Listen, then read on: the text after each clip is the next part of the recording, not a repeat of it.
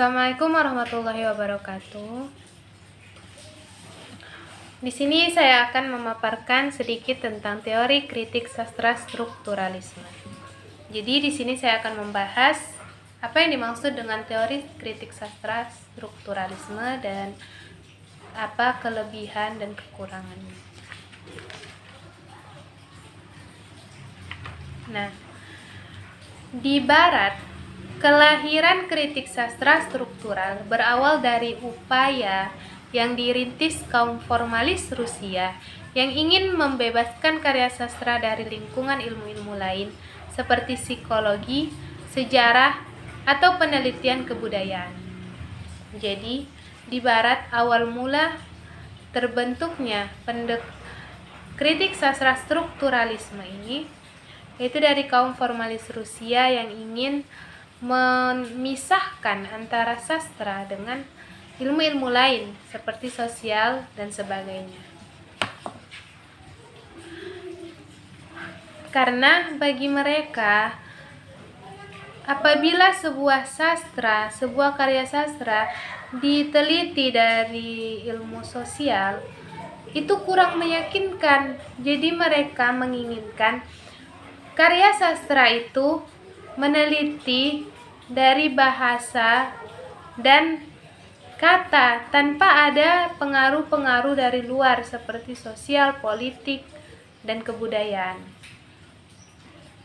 Pendekatan yang dipakai kaum formalis itu kemudian berkembang di beberapa negara di barat menjadi aliran kritik sastra baru yang kemudian dikenal dengan strukturalisme atau al-binaiyah.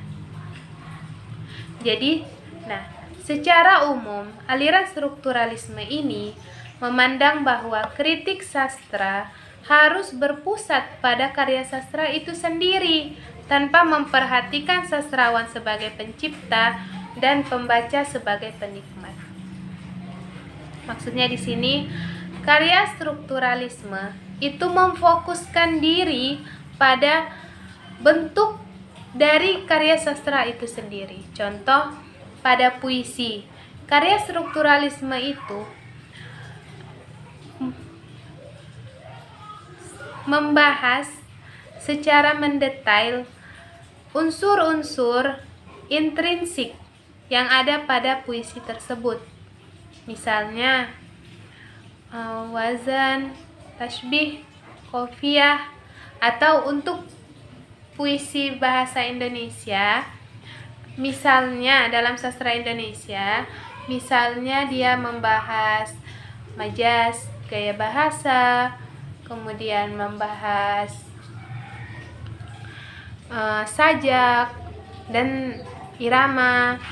Jadi, strukturalisme ini memfokuskan dirinya pada bentuk nyata dari sebuah karya sastra itu.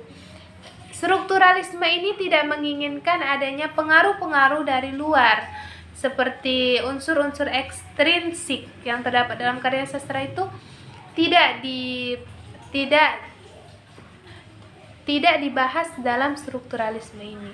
Jadi strukturalisme ini memang betul-betul membahas hanya sekedar unsur intrinsik dalam karya sastra tersebut. Nah, selanjutnya yaitu kelebihan dan kekurangan dari teori strukturalisme. Teori strukturalisme ini memiliki beberapa kelebihan. Yang pertama, menjadikan studi karya sastra mendekati positivisme sebagai mana ilmu sosial. Jadi karya sastra ini diteliti atau dianalisa itu secara menyeluruh. Jadi karya sastra ini memang bentuknya itu diteliti. Selanjutnya, terlihatnya totalitas antar unsur yang membentuk keindahan struktur luar dan struktur dalam sebuah karya sastra. Jadi, strukturalisme ini mempunyai kelebihan juga dalam ketika seorang sastrawan atau seorang penulis menerapkan strukturalisme, analisis strukturalisme ini, dia akan terlihat dengan jelas fungsi-fungsi dari unsur-unsur intrinsik yang membangun sebuah karya sastra. Misalnya novel atau puisi tadi Misalnya novel. Ketika seorang penulis menganalisis karya sastra, maka hasil dari analisisnya ini akan terbukti bahwa ada banyak atau memang betul-betul ada unsur intrinsik ini dalam karya sastra itu sendiri.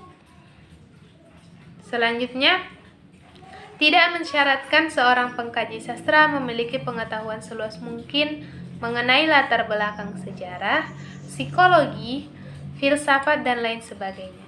Mengapa demikian? Karena ketika seorang pengkaji sastra dituntut untuk memahami latar belakang, itu dikarenakan adanya unsur ekstrinsik atau unsur di luar karya sastra itu yang dilakukan dalam penelitian. Sedangkan ketika kita melakukan penelitian, sebuah penelitian strukturalisme, maka seluruh unsur-unsur ekstrinsik yang ada pada karya sastra tadi itu diabaikan. Kita hanya fokus kepada unsur intrinsik dari karya sastra tersebut. Namun, ada beberapa kekurangan teori strukturalisme ini. Yang pertama, mengabaikan latar belakang sejarah sastrawan. Teori strukturalisme ini mengabaikan latar belakang sejarah dari sastrawan tadi, karena dia khusus untuk mengkaji karya sastra, maka latar belakang sejarah sastrawan tadi diabaikan. Selanjutnya, mengabaikan latar belakang karya-karya sastra yang lahir sebelumnya. Jadi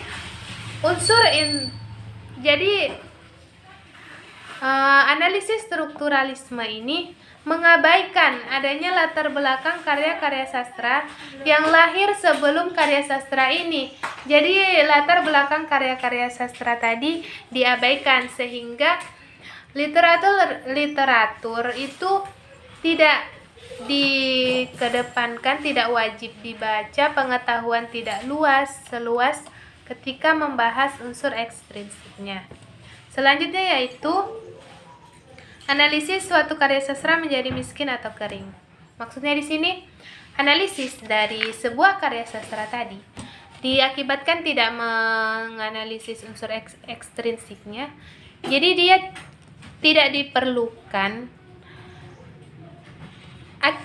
Jadi dia analisisnya miskin atau kering diakibatkan tidak perlunya pengetahuan lain seperti filsafat, kebudayaan, ataupun sosiologi pada pengarangnya. Selanjutnya yaitu studi sastra yang dilakukan bersifat monodisipliner. Padahal ketika kita mengkaji sebuah karya sastra, kita itu dituntut untuk mengkajinya, kita itu sebaiknya mengkajinya secara interdisipliner, yaitu karya sastra digabungkan dengan ilmu lain. Namun salah satu kekurangan dari analisis strukturalisme ini adalah studi sastra yang dilakukan bersifat monodisipliner, yaitu juga salah satu kekurangan yang ada dalam dalam studi di Indonesia ini, yaitu yang bersifat monodisipliner tadi. Dalam kritik prosa Arab modern, kritikus seperti Ismail Mustafa As-Saifi bisa dimasukkan sebagai seorang strukturalis. Mengapa demikian? Karena beliau mengakui keberadaan strukturalisme atau seorang yang berperan dalam menjelaskan teori kritik ini. Beliau mengakui adanya unsur-unsur sastra yang harus ada dan harus memang sebagai suatu kesatuan. Misalnya seperti karakter, tokoh dan karakternya, alur, plot, setting, pikiran, tema, dan gaya bahasa. Jadi dikarenakan demikian, jadi beliau termasuk ke dalam salah seorang strukturalis. Jadi dapat kita simpulkan bahwa analisis strukturalisme merupakan analisis yang dilakukan kepada bentuk utuh suatu karya sastra hanya sebatas unsur intrinsiknya saja.